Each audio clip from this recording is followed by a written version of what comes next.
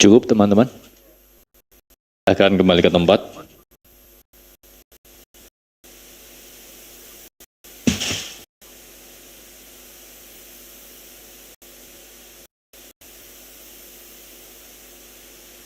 Baik kawan-kawan, akan lanjutkan kepada Bapak Asep Guntur. Silakan menjelaskan secara lengkap konstruksi perkara dalam tindak pidana korupsi terkait dengan pengaturan pemenang pelaksanaan proyek DJKA di wilayah Medan.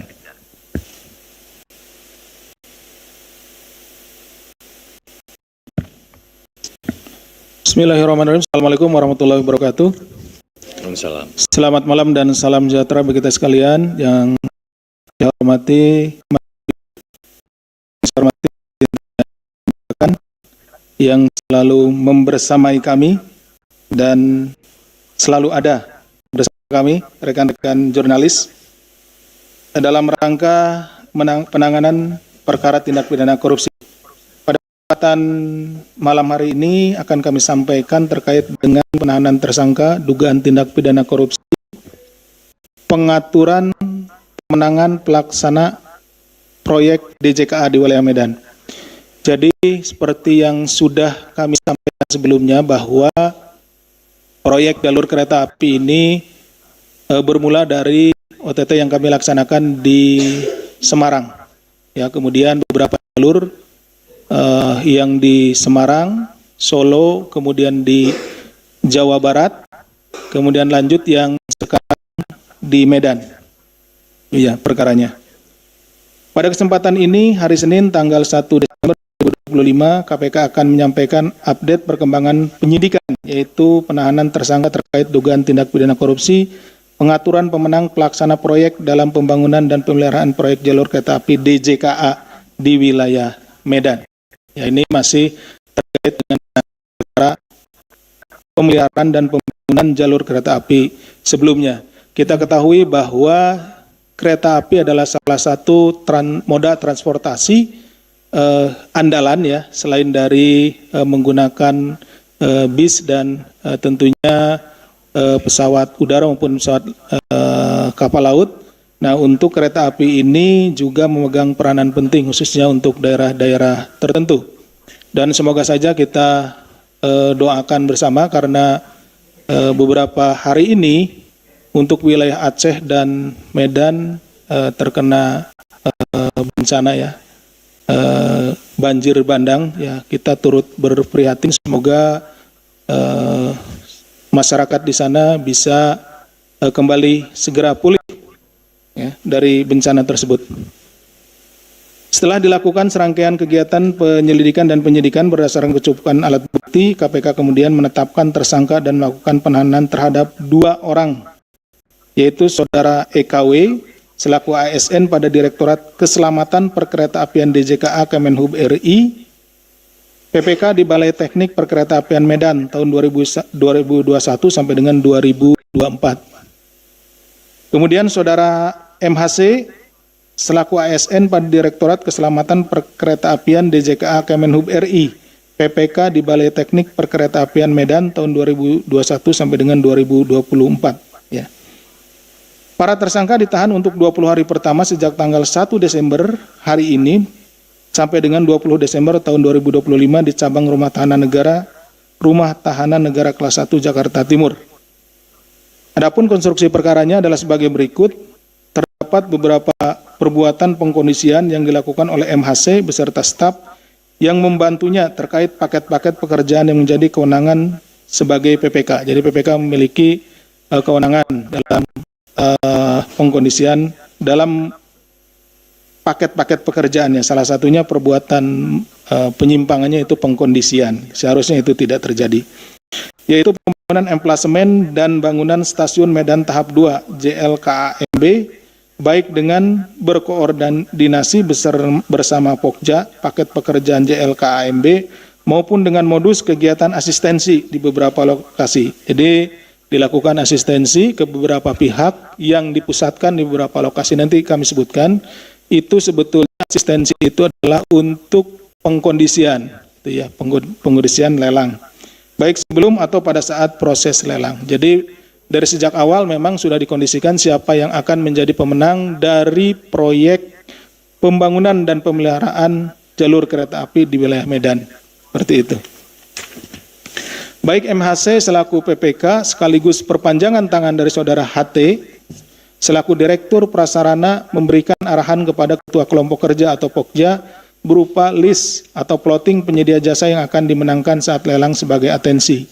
Jadi para pemenang lelang itu sudah ditentukan di awal, dibuat listnya oleh Direktur Prasarana, kemudian pada Ketua Pokja itu diberikan listnya. Ini, si A, si B, si C yang nanti akan jadi pemenang di lelang tersebut. Pada akhir tahun 2021 sebelum pelaksanaan JLKAMB 1 dan 6 berlokasi di sebuah hotel di Kota Bandung. Nah ini jauh untuk pelaksanaan pekerjaannya di Medan, tapi pengkondisiannya atau tadi asistensinya dilaksanakan di sebuah hotel di Kota Bandung. Terdapat kegiatan asistensi yang dihadiri oleh perwakilan penyedia jasa atau rekanan yang akan dimenangkan untuk seluruh paket JLKAMB, termasuk dari pihak Kemenhub untuk melakukan pemeriksaan terhadap kesiapan dokumen prakualifikasi yang disiapkan oleh calon penyedia jasa.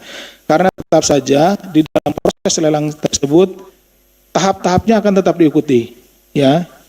Kelengkapan administrasinya akan tetap dicek. Nah, tetapi tentunya kelengkapan administrasi tersebut dipenuhi pada saat asistensi dan tentunya pada saat syarat persyaratannya khususnya persyaratan yang khusus itu akan dikunci, ya dikunci nanti perusahaan yang menang, misalnya yang memiliki sekian tahun pengalaman atau yang memiliki sekian orang teknisi gitu ya dan lain-lain, nanti dikunci di syarat-syarat khususnya. DRS memerintahkan stafnya atas nama WAM alias WSN untuk mengikuti kegiatan pertemuan persiapan lelang paket pekerjaan antara Satker Pelaksana BTP Sumatera Bagian Utara yang dilaksanakan di salah satu hotel di Kota Bandung. Jadi DRS ini pemilik perusahaan gitu ya, milik perusahaan. Jadi mengikut sertakan stafnya, dalam hal ini saudara WAM. Kemudian pihak Satker Pelaksana BTP Sumatera Bagian Utara yang diwakili oleh saudara RZ dan beberapa orang staf lainnya serta dihadiri oleh pihak rekanan antara lain PT Waskita Karya diwakili oleh FRZ dari bagian marketing, PT IPA diwakili saudara W, saudara HH dan saudara KS, dan PT Antaraksa. Antaraksa ini tidak mengirimkan perwakilannya, jadi yang datang hanya 2 perwakilan, Waskita Karya dengan IPA. Pertemuan tersebut membahas tentang dokumen kualifikasi perusahaan yang akan dimasukkan dalam dokumen penawaran. WSN dan tim mengingat posisi perusahaan adalah member dari KSO bertugas untuk menyusun metode pekerjaannya. Dalam proses penyusunan metode pekerjaan yang menjadi tanggung jawab WSN, PT WK meminta WSN untuk tetap berkomunikasi melalui perwakilan yang ditunjuk oleh PT WK yaitu AFG. Dalam proses koordinasi penyusunan dokumen metode pekerjaan, WSN beberapa kali bertemu dengan AFG. Berdasarkan rekapan pengeluaran perusahaan yang dikendalikan DRS pihak eksternal, termasuk untuk Pokja dan BPK, terdapat pengeluaran sebagai berikut. Untuk kepentingan MHC sebesar 1,1 miliar yang diberikan pada tahun 2022 dan 2023 secara transfer maupun tunai. Untuk kepentingan EKW sebesar 11,23 miliar yang diberikan pada September sampai dengan Oktober 2022 secara transfer dan ke rekening yang telah ditentukan oleh EKW. DRS maupun rekanan lainnya memiliki alasan memberikan fee kepada MHC karena khawatir tidak akan menang lelang paket proyek pekerjaan tersebut. Jadi karena MHC ini adalah PPK yang tadi juga ikut menentukan ya dalam proses lelang, maka yang bersangkutan mendapat bagian dari saudara DRS, pemilik perusahaan IP ya, IPA. Sementara alasan DRS merupakan rekanan maupun rekanan lainnya yang mau memberikan fee kepada EKW karena memiliki kewenangan terhadap proses lelang, pengendalian dan pengawasan kontrak pekerjaan, maupun pemeriksaan keuangan pekerjaan, serta dekat dengan pejabat di Kementerian Perhubungan. Atas perbuatannya, para tersangka disangkakan sebagaimana dimaksud dalam pasal 12 huruf A atau huruf B kecil atau pasal 11 Undang-Undang Nomor 31 Tahun 1999 tentang Pemberantasan Tindak Pidana Korupsi sebagaimana telah diubah dengan Undang-Undang Nomor 20 Tahun 2001 tentang perubahan Undang-Undang Nomor 31 Tahun 1999 tentang Pemberantasan Tindak Pidana Korupsi junto pasal 55 ayat 1 ke 1 KUH Pidana. Ya, jadi sebagai penerima ya yang dua orang tersebut. Kami juga izin menyampaikan bahwa kembali lagi terkait dengan masalah penanganan perkara ini, perkara di DJKA ini merupakan kelanjutan dari perkara yang kami tangani ya 2 tahun ke belakang ini. Ada beberapa ruas rel kereta yang ada di Jawa Tengah, Jawa Barat, kemudian juga di Sumatera, salah satunya di Medan, ya terkait dengan pembangunan dan pemeliharaan rel kereta api ini. Ini tentunya apabila pemeliharaan dan pembangunan rel kereta api tidak dilaksanakan dengan baik, maka akan berdampak buruk terhadap moda transportasi tersebut dan bisa menyebabkan kecelakaan. Dan tentunya kecelakaan kereta api ini akan berdampak besar terhadap keselamatan masyarakat karena mengingat jumlah penumpangnya yang sangat banyak. Semoga dengan ditanganannya perkara di DJKA ini, kualitas pembangunan maupun pemeliharaan rel kereta api dan sarana perkereta apian lainnya bisa berlangsung dengan baik dan PT DJKA atau PT KAI bisa memberikan layanan terbaik bagi masyarakat. Demikian yang bisa kami sampaikan. Terima kasih. Kami kembalikan kepada Mas Jubir. Baik, terima kasih Pak Deputi yang telah menjelaskan secara lengkap dengan penetapan dan penahanan 2 tersangka dalam perkara pengadaan di DJKA wilayah Medan, yaitu Saudara EKW dan Saudara MHC yang kemudian dilakukan penahanan per 1 Desember sampai dengan 20 Desember 2025. Baik, kita akan membuka sesi tanya jawab terkait dengan perkara ini. Untuk sesi 1, kami persilakan. 1 Mas Rio. 1 saja. Oke, silakan Mas Rio.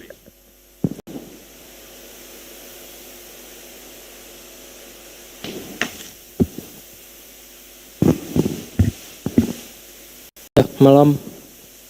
Selamat malam Mas Rio. Cek.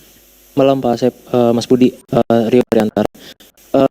2 hal aja. Yang pertama mungkin meminta koreksinya aja terhadap identitas EKW karena ini kan juga siaran langsung. Kedua, disebutkan di konstruksi perkara kan DRS selaku PT IPA dan rekanan lainnya itu ngasih ke EKW karena EKW ini dekat dengan pejabat di Kemenhub. Mungkin bisa dibocorkan sedikit. Apakah eselonnya saja atau mungkin setingkat menterinya gitu. Terima kasih Pak Asep. Terima kasih Mas Rio terkait dengan kedekatan Saudara EKW ya dengan pejabat di DJKA. Kawan-kawan ada lagi atau Mas Rio saja? Mbak Sasya, silakan.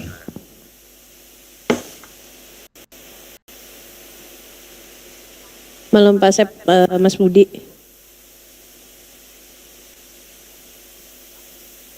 Pak, ini kan sejauh ini kayaknya saya lihat tersangkanya tuh kebanyakan PPK dan swastanya ya, belum menyentuh yang